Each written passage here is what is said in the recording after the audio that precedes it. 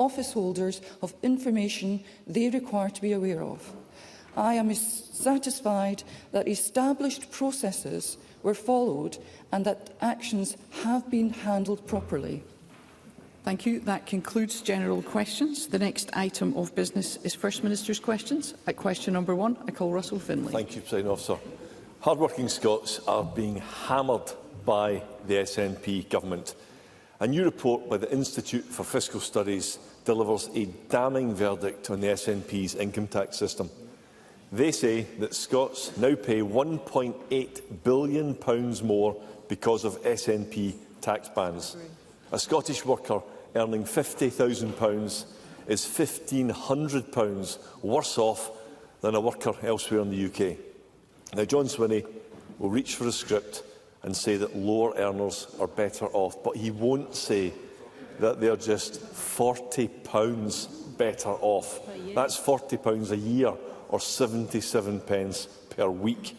Now, the IFS say that this SNP government, and I quote, lacks a coherent strategy for the devolved tax system. John Swinney has been Finance Secretary, Deputy First Minister, First Minister. So who does he blame for bleeding Scottish workers dry? First Minister. Well, I'm very proud of the budgetary decisions and the tax decisions that the government has taken over many, many years, and I'm very proud that I've been associated with those decisions, because what it means is that today 55% of Scottish taxpayers are now expected to pay less income tax in 2026-27 than if they lived in England.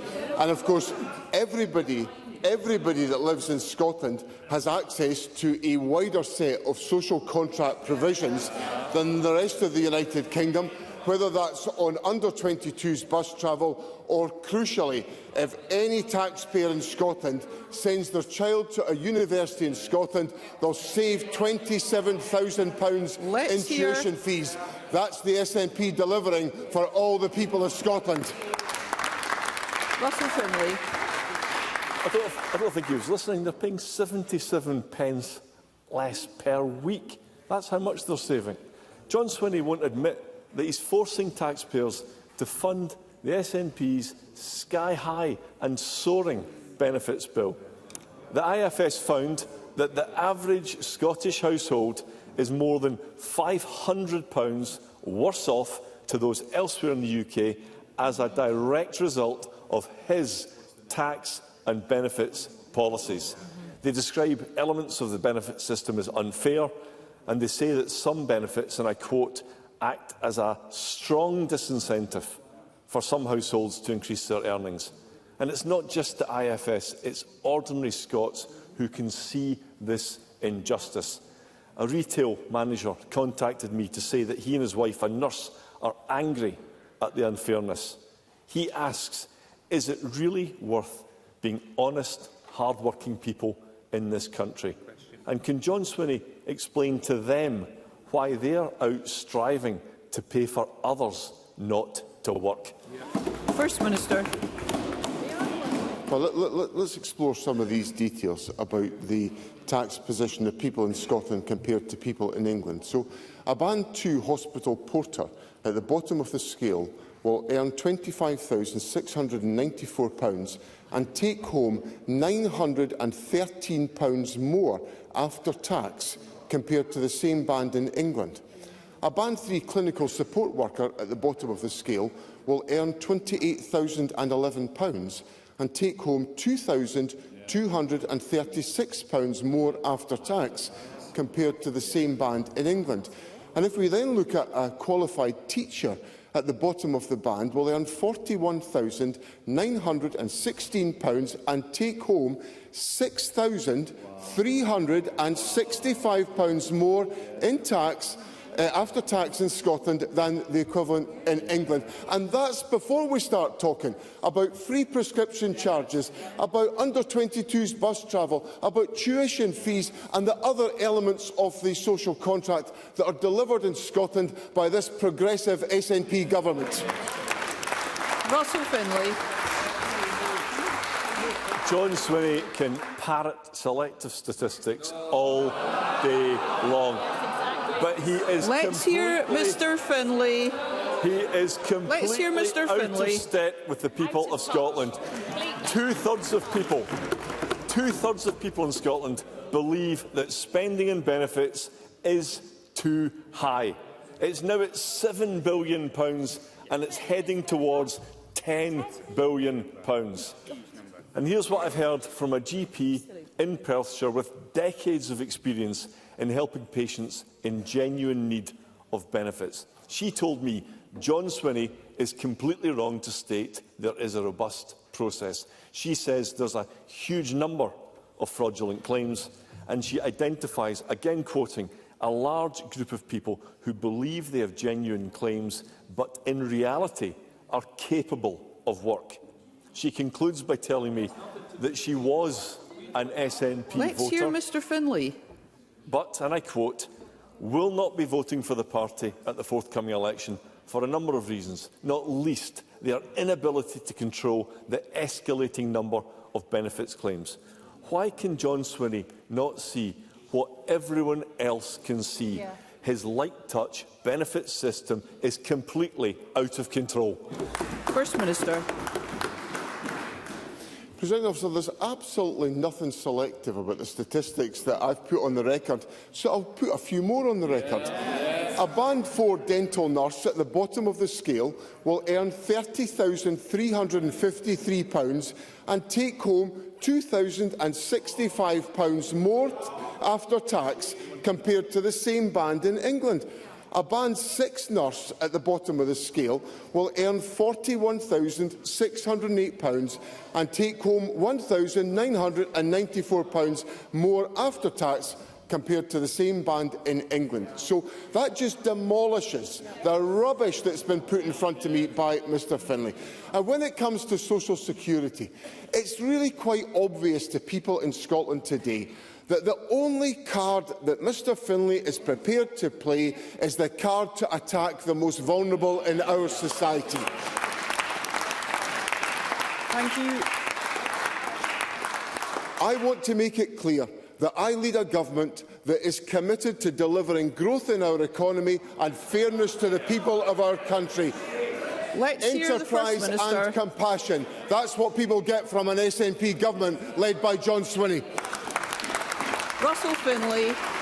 Let's hear one another. Here's an idea for John Swinney. How about trying to answer the questions that are put to him? The Scottish Benefits Agency, created by the SNP, has also published some shocking new data this week. They've revealed that almost 500,000 people, that's 500,000 Scots, now receive ADP. And the numbers claiming it have gone up almost 15% since last year. And Social Security Scotland predicts there will be 750,000 Scots getting ADP by 2030. And of course, many of these are completely valid, but we cannot ignore credible and sustained warnings of fraud and abuse. Does John Swinney agree with this alarming projection? And do these soaring numbers give him any cause for concern? First Minister.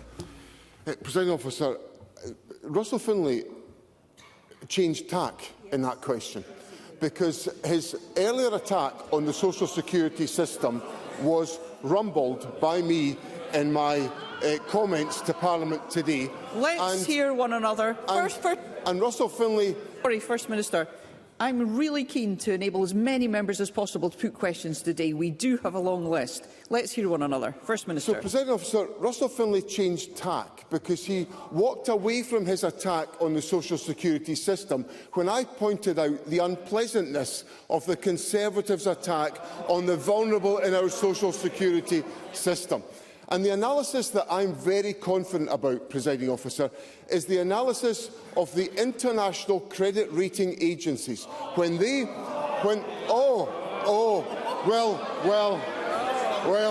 It doesn't surprise me that the Conservatives are mocking the international credit rating agencies, because they asked me to follow Liz Truss, and look at the mess she got us all into. And just so that Mr Finlay doesn't miss out on what the International Credit Ratings Agency said, they complimented the prudent fiscal management of Scotland. That's what you get from a Swinney government. Thank you. Thank you. Question number 2, Anna Sarwar. Thank you, Presiding Officer. More than a decade ago, the SNP government opened a hospital. Let's hear Mr Sarwar. Let's hear Mr Sarwar. Children died at this hospital, so I suggest you listen. More than a decade ago, the SNP government opened a hospital in Glasgow that wasn't safe because of ventilation issues and water safety. 4 years later in Edinburgh, the opening of the Sick Kids Hospital was delayed because of ventilation and water issues. And now in Aberdeen it's emerged that the new Baird Family Hospital and Anchor Centre are delayed, again because of ventilation issues and water safety. 3 hospitals in 3 cities which sum up the mess the SNP have made of running our country.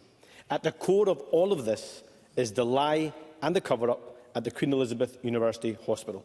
Had they told the truth then and confronted the problems, then the mistakes would not have been repeated. Instead, that lie has cost the public purse millions and meant delayed and defective hospitals. Tragically, that lie has cost lives. Why was that lie more important to John Swinney than patient safety? First Minister. Mr Sarwar's language is the language of a desperate man. Yes. And he should think twice about the language that he uses in this Parliament, because in a climate where we need to undertake respectful debate, there is nothing respectful about the language that Mr Sarwar has used. Now, if Jackie Baillie would stop shouting at me, I will walk out my way through these different issues, because it's important I give Parliament and the public a clear answer on this question. There were issues that arose from the Queen Elizabeth University Hospital that resulted in the Scottish Government commissioning a public inquiry that is still sitting looking at those issues, and we await the findings of Lord Brodie. Because of the issues that emerged at the Queen Elizabeth University Hospital, my late colleague Jean Freeman stopped the opening of the Children's Hospital in Edinburgh because she was concerned about safety issues. So there was no cover-up, there was no ignoring the reality. Jean Freeman took a decision not to open the Children's Hospital in Edinburgh for the very reasons of responding to the issues about the Queen Elizabeth University Hospital. And as I explained to Mr Burnett last week, the Baird and Anchor in Aberdeen are delayed because of that same cautionary approach taken in Edinburgh is being taken in the Baird and Anchor. That's because this government takes the issue of patient safety seriously, and it always will under my leadership. Anna Sarwar. I suggest John Swinney look Kimberly Darrick in the eye and make those same comments, because she was lied to. She was not told the truth about how her daughter was killed, and as a result we've seen all the consequences in the 8 years that followed. So frankly, I will call out a lie when it is a lie. Because for 10 years, patients have been lied to about safety standards at the Queen Elizabeth University Hospital. For 10 years, staff have been bullied and gaslit, and for 10 years, the public have not been told the truth. Now, for the last 2 months, John Swinney has insisted that all of the Queen Elizabeth University Hospital was safe, all while he was receiving internal warnings about infection risks, and the Health Board was drawing up plans to rebuild parts of the hospital. The bone marrow transplant ward needs to be replaced. That proves that for 10 years, patients have been lied to about safety standards at the hospital. So again I ask, why was the lie more important to John Swinney than patient safety? First Minister. I repeat my point that this is the language of a desperate man. And what I have said to the public, and I stand by it, is the Queen Elizabeth University Hospital is a safe hospital. There will be issues that will emerge in our hospitals, and the crucial point is that those issues must be addressed, and they must be addressed timorously, and they are in the Queen Elizabeth University Hospital.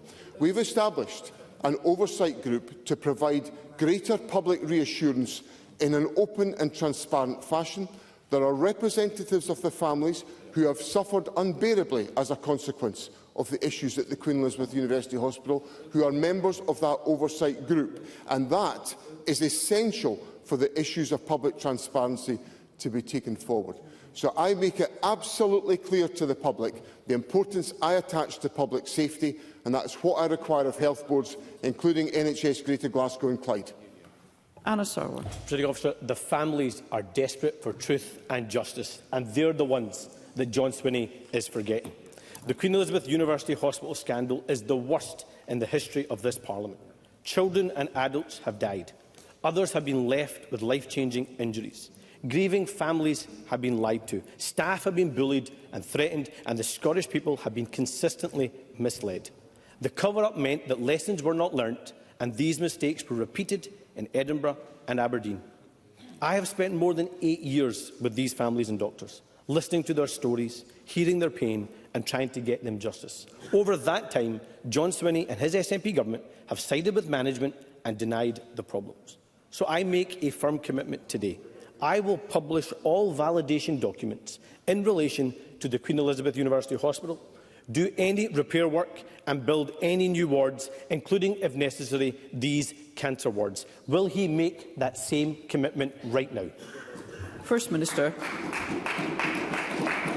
Presiding Officer, I am taking an approach to the Queen Elizabeth University Hospital which is about working to build public confidence and trust in the operation of the hospital. That is why representatives of the families who have suffered are members of the public oversight group that are looking at these very issues, at my request that they be on that group, independently co-chaired by Professor Sir Lewis Ritchie, to make sure there is an openness. The first meeting of the group took place on the 11th of March, and that group is able to explore all of the issues about safety, and I reiterate my confidence in the safety of the hospital.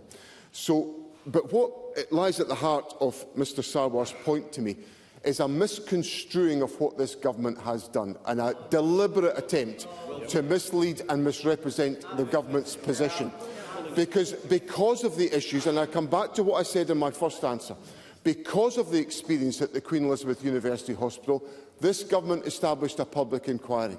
Because of the concern of my late colleague Jean Freeman, there was a delay to the opening of the Edinburgh Children's Hospital until these issues were addressed. There is a delay to the Beard and Anchor because we are prioritising patient safety. So it is the absolute opposite of what Mr Sarwar is putting to Parliament today. And I think people in Scotland will be pretty sceptical about the things that Mr Sarwar says in here and the commitments he gives, because we saw the real side of Mr Sarwar in his flippant and disrespectful comments about those who suffer strokes in our society yesterday. Mr Sarwar should do the decent thing and apologise with his own words. Question number 3, Gillian Mackay. Since the Scottish Greens last raised the issue of Prestwick Airport in this chamber, investigations by the BBC, the Sunday Mail and the National have confirmed that the airport has been used by US military refuelling jets. These jets have gone on to fly missions in the US-Israeli bombing campaign against Iran. Military experts say it's now concrete proof of our complicity in a war which has now killed over 1,300 people in Iran, including more than 200 children. The First Minister previously said he would consider banning US forces from the airport if it was confirmed it was being used to support military action in the Middle East. What more does the First Minister need?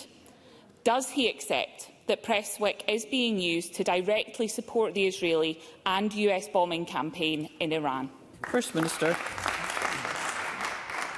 Presiding Officer, this is an issue that I have looked at very closely, and it is around a subject which is causing members of the public enormous concern and unease around the conflict in the Middle East, which has enormous ramifications for every citizen in our country in relation to energy prices, the cost of living, mortgage prices, the value of pension investments, because there is going to be real, serious and acute economic impact as a consequence of the unjust and unjustified conflict that is taking place in the Middle East.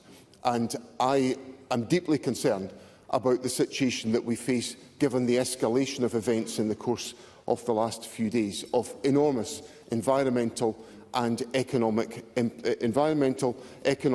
geopolitical implications for all of us. So, as a consequence of that concern, I have looked very closely at the situation in relation to Prestwick Airport. And the Scottish Government acquired Prestwick Airport on the basis of an intervention that was within our powers to exercise in relation to economic development and employment.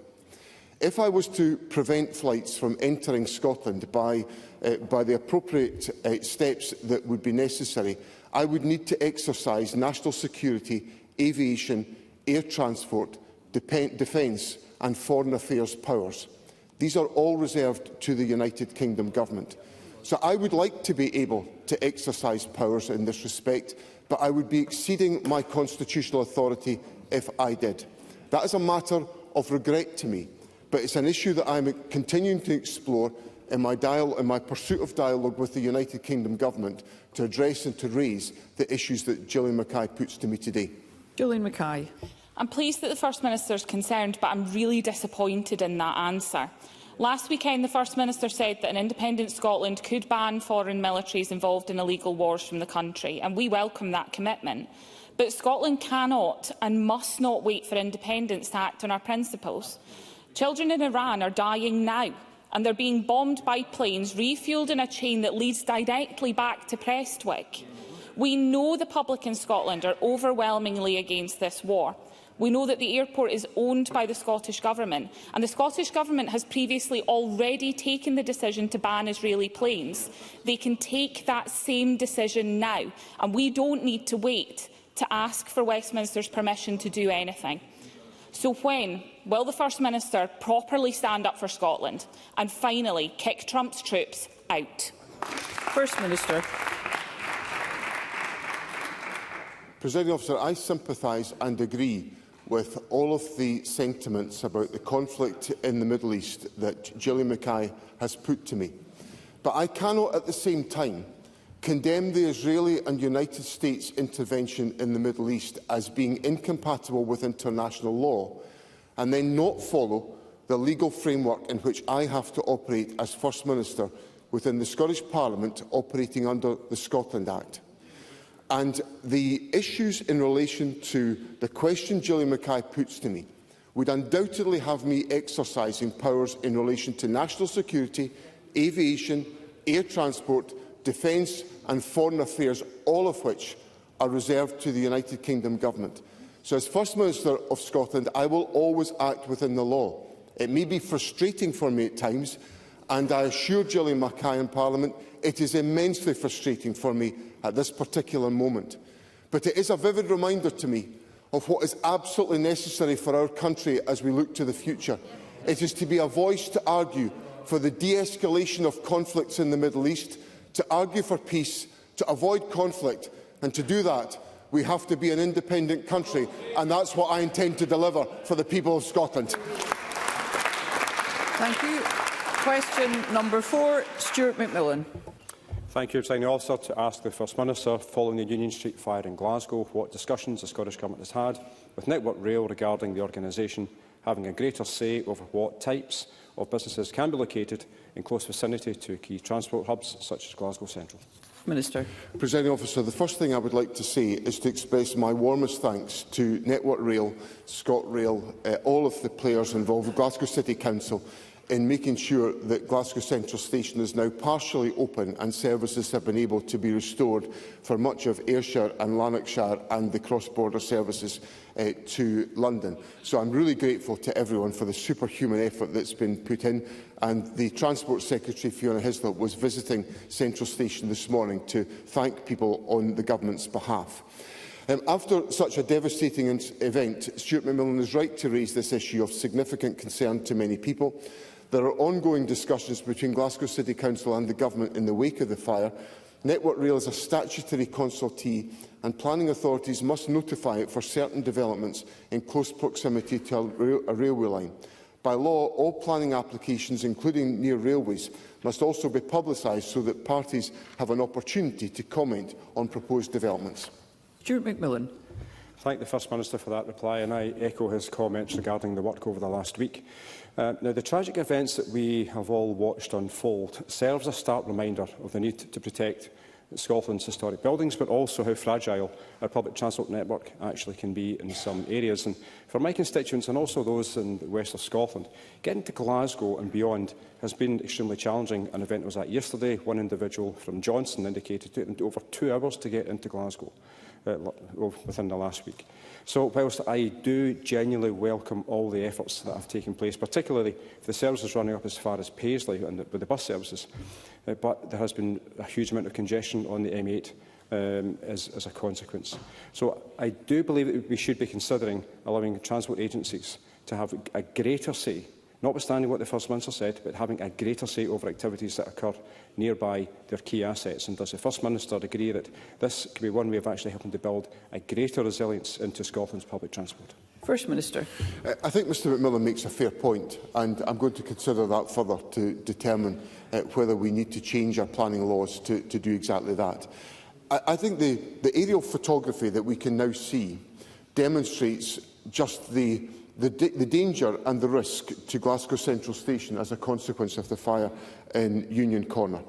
And had the station been affected by the fire, then the consequences for the resilience of our transport network would be colossal. So Mr McMillan is absolutely right to raise this issue because of the significance of that infrastructure. So I think also the aerial photography demonstrates just how effective, how completely focused the Scottish Fire and Rescue Service were in all that they did, and I'm glad that our Fire and Rescue Service were so effective in all that they did, and I'm delighted to applaud their efforts. But I'll take away Mr McMillan's point and reflect on what more we can do within our planning legislation to ensure the resilience of the network.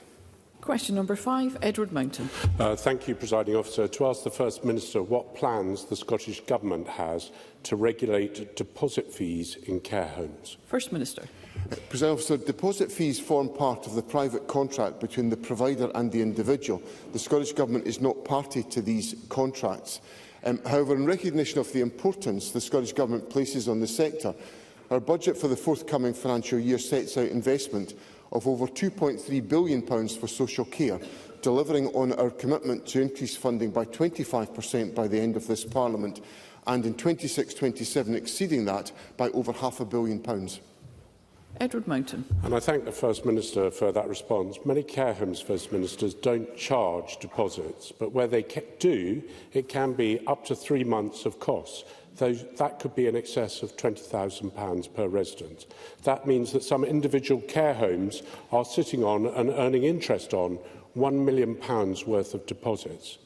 The issue is I have constituents whose relatives have died in care homes, where it's taken so long that whilst they are trying to mourn their relatives, they have had to resort to legal action to get their deposits returned. Does the First Minister think this is acceptable?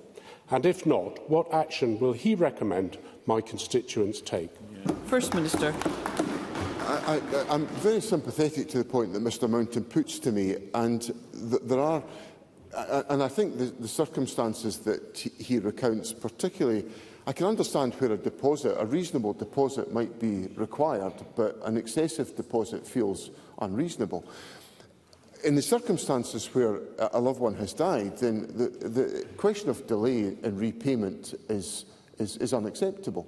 So there are a couple of areas where we can look at this. There is the work of the Care Inspectorate, and if Mr Mountain has any particular examples of this, I'd be grateful if he would furnish me with them, and I will ask the Care Inspector, I'll pass it on to the Care Inspector. I better observe my statutory responsibilities here and not exceed them. The other area is the work of Consumer Scotland, who I think could help in this respect. So if Mr Mountain would care to write to me about this, I'd be happy to take it forward. And I'm conscious that this might be one of the last occasions in which I have the opportunity to engage with Mr Mountain, unless he sneaks in a question next week, Presiding Officer.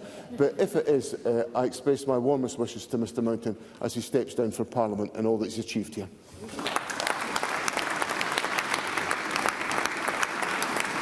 Emma Harper. Thank you, Presiding Officer. While Westminster parties are lurching to the right and their policies on immigration are having a catastrophic impact on Scotland's care homes and social care sector, can the First Minister set out what further steps his government is taking to support the sector at this time and ensure Scotland's care homes don't feel the brunt of Westminster's cruel policies? I think this is quite wide of the substantive question. I think, given that, I'll move on and call Katie Clark at question number 6. To ask the First Minister what the Scottish Government's response is to reports that the Scottish Information Commissioner is taking legal advice on further legal action against the Scottish Government and his comments that he can no longer have trust in the Government to handle this information unsupervised. First Minister. President Officer, the Scottish Government has answered over 13,000 Freedom of Information requests since the start of 2024, with 95% responded to on time. The Commissioner has raised compliance concerns about 2 of these cases. One relates to a delay in compliance of just over 4 weeks due to the need to adhere to court orders and the scale and complexity of material involved. The other is about the interpretation of the scope of a request. The Permanent Secretary has assured the Commissioner that all FOI cases are handled with the highest standards of impartiality and integrity. Katie Clark. The Information Commissioner has said that there have been unjustified delays, a wall of silence, preposterous excuses, that the Government's handling of information relating to the Hamilton inquiry stands in stark contrast to the way the Government's handled nearly every other case and is now considering consulting on a second contempt of court case. No one is suggesting that any information identifying a victim should be released, and that is not what is being asked. It looks like the Scottish Government is engaged in a systematic cover-up. Will the First Minister today commit to providing the information required by law and that he is not considering using his First Minister's veto, which has never been used since freedom of information was introduced? First Minister. President Officer, I think we need to be clear about what we're talking about, that we're talking about 2 distinct issues.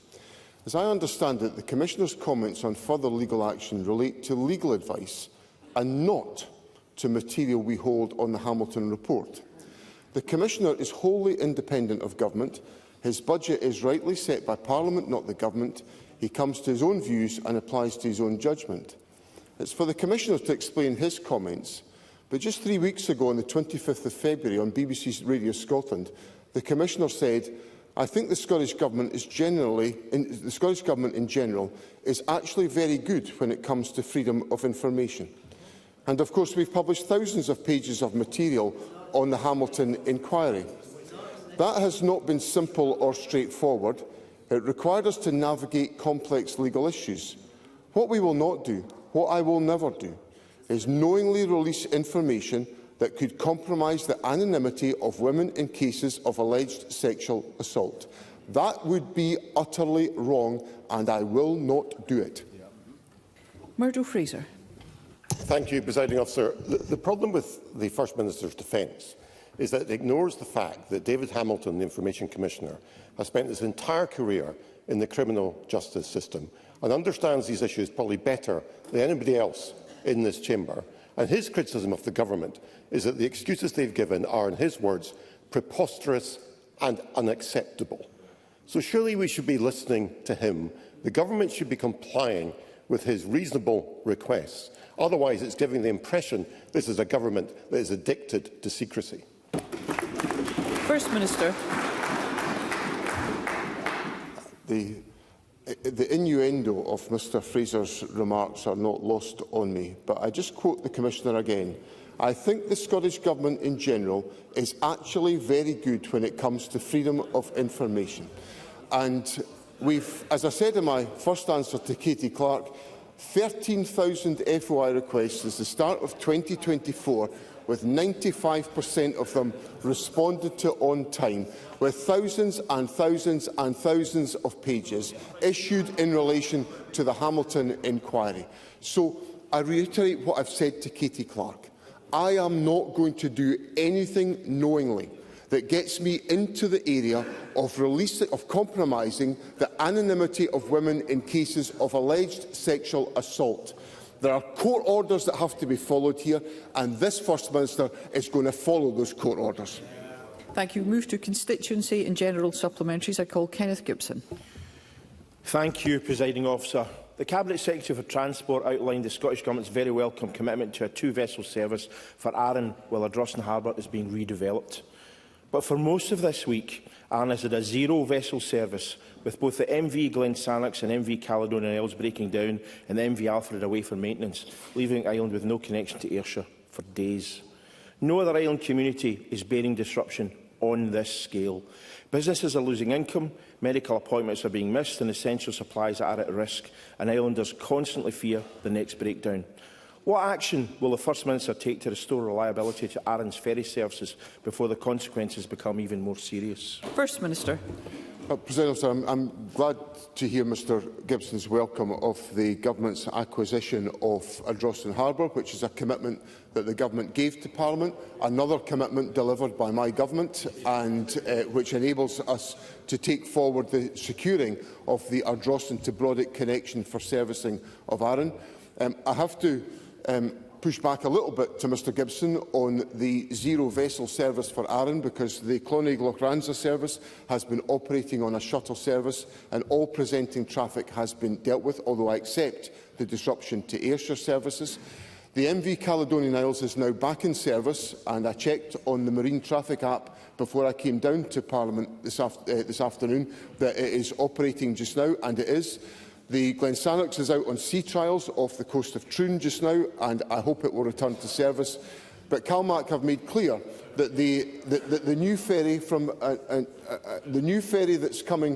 that's come to us from the yard, the Chemney Yard, the MV Isle of Islay, is on standby should it need to be deployed to the Isle of Arran route, but in advance of its introduction to service for the Islay route when the summer timetable comes in on the 27th of March.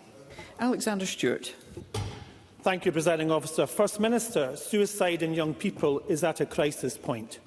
The Breaking the Silence project, which has been piloted in schools in my region on suicide prevention, is a step in the right direction. Therefore, what is the Scottish Government doing to ensure that this project's training, which is literally saving lives, is rolled out in schools across the whole of Scotland? First Minister. Well, I welcome the comments that Mr Stewart makes and attach the greatest of importance, as I know he does, to supporting young people whose mental well-being is in jeopardy. The Government obviously has a range of different steps that we take to make sure that addressing the issues around mental well-being and about suicide prevention are taken forward within our curricular work. The Education Secretary met with the campaign group Three Dads Walking to discuss suicide prevention just recently, and we will be looking as part of the curriculum improvement cycle work to ensure that the curriculum adequately addresses the issues that Mr Stewart puts to me, and we'll be happy to continue to roll out that work in partnership with local authorities. Mark Griffin. Thank you, Presiding Officer. Volvo Construction Equipment have announced that they plan to close their Rockback business in the Uddingston and Bells Hill constituency, with the devastating loss of 120 highly skilled jobs. The GMB have written to ministers on behalf of the workforce and have rightly stated that the loss of the Rockback line would be a major blow, not only to the workers directly affected, but also the confidence in the long-term future of advanced manufacturing at the site and in Scotland more broadly. Can the First Minister say what discussions the Government have had with the company and the workforce to explore whatever options there might be to save these jobs and the future of advanced manufacturing at this site? First Minister. I share the concerns of Mr Griffin, and Ministers, Deputy First Minister and the Business Minister have spoken to the GMB union about it, and we're engaging in discussion. We're establishing discussions with the company about the situation, although Scottish Enterprise is engaged with the business on Ministers' behalf already. The issues that have that are causing the difficulty here are the trading conditions in which companies are operating. One of the particular issues is the tariffs arrangement with the United States, and which Mr Griffin will know from my other comments in Parliament I view as deeply disruptive to the handling of our economy. So I assure Mr Griffin that ministers will continue to engage with the company and with the trade unions to try to avoid any redundancies here, because that would be damaging to the manufacturing sector in Scotland. These are very high-quality, sophisticated jobs, and we need to keep them. Gordon MacDonald. Thank you, Presiding Officer. Constituents in the semi-rural areas of my constituency of Edinburgh Pentland, sorry. It's my last contribution. I love you too.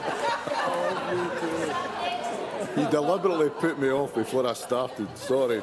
Of Edinburgh Pentlands have expressed concerns that the expansion of suburban developments in rural villages is placing increasing pressure on transport links, school and GP capacity and the preservation of remaining greenbelt land and rural character. What assurances can the First Minister provide that planning policy fully recognises and addresses the distinct needs of semi-rural communities such as those in Edinburgh Pentlands? First Minister. I fear, Presiding Officer, that Gordon MacDonald has been spending too much time in the company of his next-door neighbour from Paisley, and it's something with which we have every sympathy with Mr MacDonald for all that. But I know that Mr MacDonald will miss the daily encounters with his neighbour from Paisley. And let me pay tribute to Gordon MacDonald, who steps down from Parliament next week, and who is a wonderful servant of the people of Edinburgh Pentlands and a dear colleague and friend. Mr MacDonald raises a very important issue about the preservation of our quality natural environment. Planning policies, development plans must take into account all of these considerations. That's the requirement of national planning policy, and it has to be applied in all circumstances. Douglas Lumsden. Officer, with the situation in Iran escalating and the cost of fuel skyrocketing, it is just common sense that we should be maximising our own resources in the North Sea. Domestic production is better for the environment, better for our economy, better for our jobs and better for our energy security. So will the First Minister stop turning his back on one of Scotland's most important industries, scrap the SNP's presumption against new oil and gas, back projects like Rosebank and Jackdaw and support new drilling in the North Sea? First Minister. Presiding Officer, I've made it clear as First Minister on countless occasions the importance that I attach to making sure there is a just transition in the North Sea and for those affected in the oil and gas sector. And that is delivered by making sure we have the right climate to enable that judgment to be taken forward. We must consider any developments in the North Sea in relation to our climate commitments, because we have got to achieve our climate commitments, but we've also got to have energy security, and that's why I've argued that the Prime Minister should remove the Energy Profits Levy and to enable such developments that can be compatible with our climate action to take their course. But, Presiding Officer, Mr Lumsden raises a wider question, which is around about issues of energy sustainability and affordability. When this government came to office, we had a clear ambition to massively increase the amount of electricity generated in Scotland from low-cost renewable sources, and we've succeeded in doing that. As a result, right now, people in Scotland should not be fearing soaring electricity bills as a result of soaring gas prices. Decisions by the SNP government have put Scotland in a position where electricity bills for Scottish households and for Scottish businesses should be lower, but decisions taken at Westminster prevent that. The answer is clear. Scotland's energy wealth should right now be protecting people here in Scotland. Scotland's energy wealth should be in Scotland's hands, and that only comes by voting SNP on the 7th of May.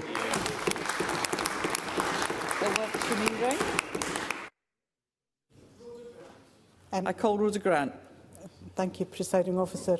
A review into chronic pain interventions was published by the Scottish Health Technologies Group on 27 February. It recommended the use of interventions where that assists patients deal with chronic pain.